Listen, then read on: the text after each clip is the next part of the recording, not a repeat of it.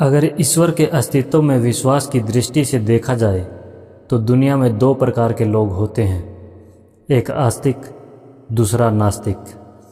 आस्तिक उसे कहते हैं जो ईश्वर के अस्तित्व को मानता है। इसके विपरीत नास्तिक उसे कहते हैं जो ईश्वर के अस्तित्व को नहीं मानता। नमस्कार, भक्ति कथा और कहानी में आपका स्वागत है। ईश्वर के अस्तित्व को पूर्णतः स्वीकारना और नकारना दोनों ही लगभग असंभव है। इसलिए किसी भी व्यक्ति का पूर्णतः आस्तिक और नास्तिक होना भी असंभव है। इसीलिए आस्तिकता और नास्तिकता के बीच एक भ्रम बना हुआ है।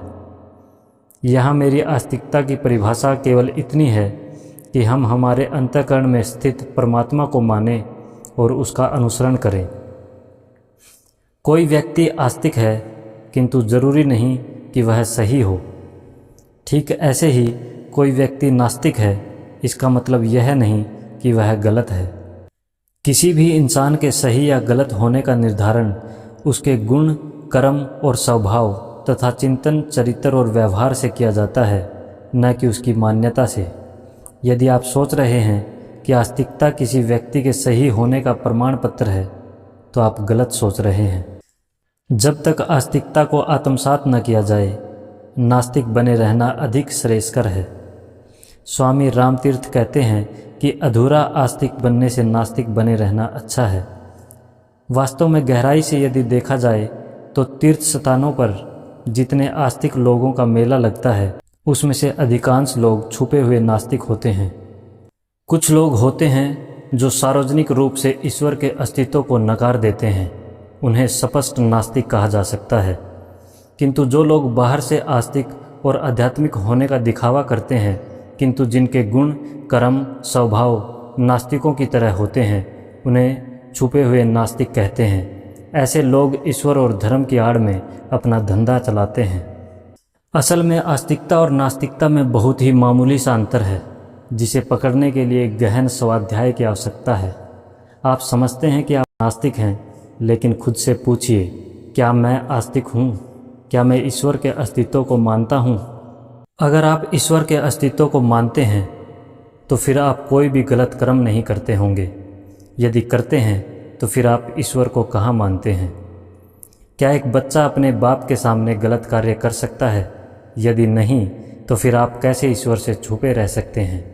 और यदि आप सोचते हैं कि आप ईश्वर की आंखों में धूल झोंक देंगे, तो फिर आप बहुत बड़ी गलतफहमी में हैं।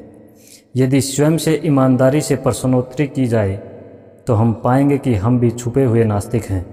इस बात को हर कोई नहीं समझ पाता। जिसने समझ लिया वह इसे हृदयंगम नहीं कर पाता, और जो इसे हृदयंगम करने की कोशिश करता है, उसके सामने इतनी समस्याएं आती हैं कि वह स्वयं को कमज़ोर महसूस करता है। लेकिन इन सब के बावजूद जो तटस्थ होकर केवल ईश्वर को समर्पित हो जाता है, असल में वही सच्चा आस्तिक है। यह सुनकर हो सकता है आपको लगे कि आप नास्तिक हैं, लेकिन मैं न तो आपको निराश करना चाहता हूँ, न ही नास्तिक बनाना चाहता हूँ। मैं केवल इतना चाहता हूँ कि आप झूठी आस्तिकता के भ्रम को तोड़ें और सच्ची आस्तिकता को अपनाएं, जैसा कि इस चोर के साथ हुआ। एक मामूली सा चोर था जो लोगों के खेतों से धान चुराया करता था। चोर के परिवार में उसकी पत्नी और उसका एक बेटा रहता था। आज पहली बार चोर ने सोचा कि अपने बेटे को भी चोरी करना सिखाना चाहिए। वह अपने बेटे को साथ लेकर एक खेत में चोरी करने गया। उसने बेटे को खेत के एक कोने पर ऊंची जगह बिठा दिया और कहा कि मालिक दिखे तो चिल्लाकर मुझे बताना और भाग जाना। चोर गया खेत में और धान काटने लगा। कुछ ही देर में चोर का बेटा चिल्लाया, मालिक ने देख लिया, मालिक ने देख लिया। चोर तुरंत उठकर भागा। आगे आगे बेटा, पीछे पीछे चोर। कुछ ही दूर जाने पर चोर ने देखा कि कहीं कोई नहीं है। उसने बेटे को रोका और पूछा, अरे किसने देख लिया? बेटे ने ऊपर की ओर इशारा करके कहा, मालिक ने देख लिया।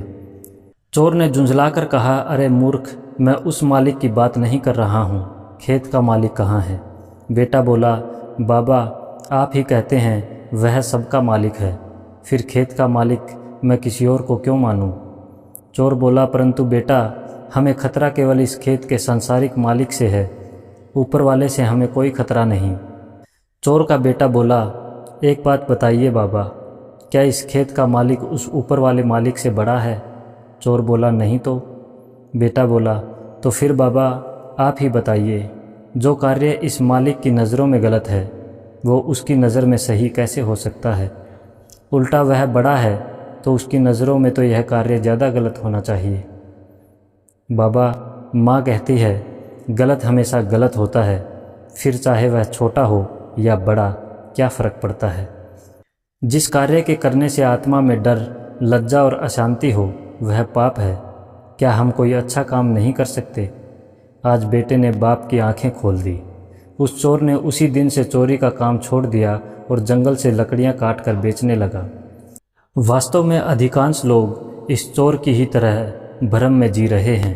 उन्हें लगता है कि सुबह शाम मंदिर जाने और 2 अगरबत्ती लगा देने से उन्हें आस्तिकता और आध्यात्मिकता का सर्टिफिकेट मिल जाएगा, लेकिन वह भ्रम में है। यदि वह अपने गुण, कर्म, स्वभाव तथा चिंतन, चरित्र और व्यवहार को अपने इष्ट देव के अनुरूप बनाने की कोशिश नहीं करते। जय हिंद।